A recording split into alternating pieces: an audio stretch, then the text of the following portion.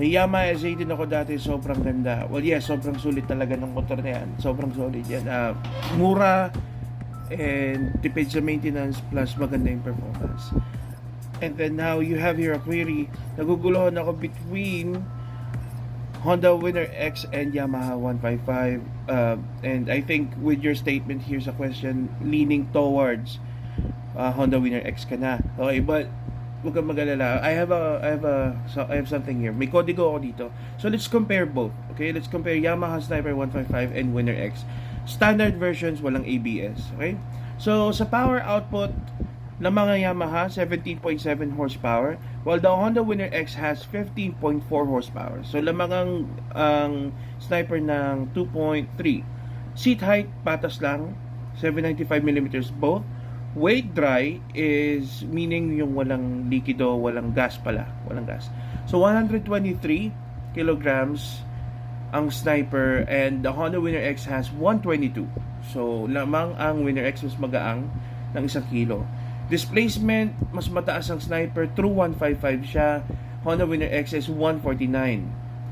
Now fuel tank capacity, 5.4 liters ang Yamaha and 4.5 liters naman ang Winner X. Mas malaki ang tangke ng Yamaha. Ground clearance, mas mataas ng 1mm ang Honda Winner X, 151mm, and 150mm naman ang Yamaha Sniper. Now, transmission both manual. Ito pinakamalaking deciding point probably for me. Kasi fuel economy, 43.4 kilometers per liter ang Yamaha Sniper claimed by Yamaha, and 52.3 kilometers per liter naman ang Honda Winner X. Now, other deciding factor of course is the price.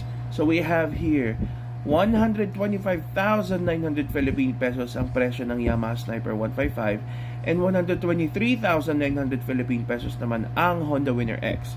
Now here is my take. My take here is Honda Winner X wins, simply mas matipid siya sa gas. I don't need extra 2.3 horsepower kasi kung bibili ako ng underbone pang araw-araw ko to and or ipang tuturing ko, so ano bang mahalaga pag magtuturing ka? Of course yung fuel economy, mas matipid sa gas ang Honda. So Honda has been like that. Honda has been known to be frugal, or to really tune their motorcycles in a way that you get power, you get looks, and tipid ka sa gas. Yung Honda Beat niya, diba, tsaka yung mga Wave.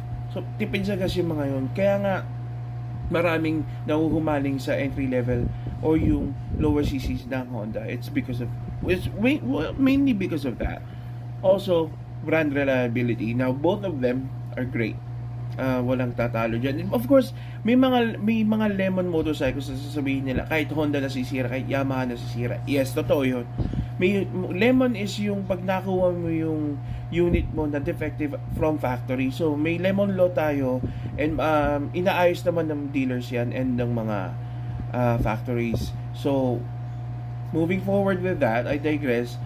Yamaha Sniper or Honda Winner X, personally, I've owned a Yamaha Sniper 150, hindi 155. Sarap niya gamitin.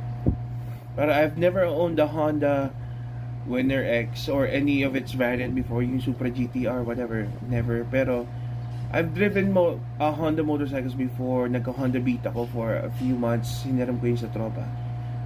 Sarap gamitin. It doesn't matter how small the displacement is. Honda is just Honda. They're like tuned greatly, or rather they're tuned well. So it is really up to you, but my vote is Honda.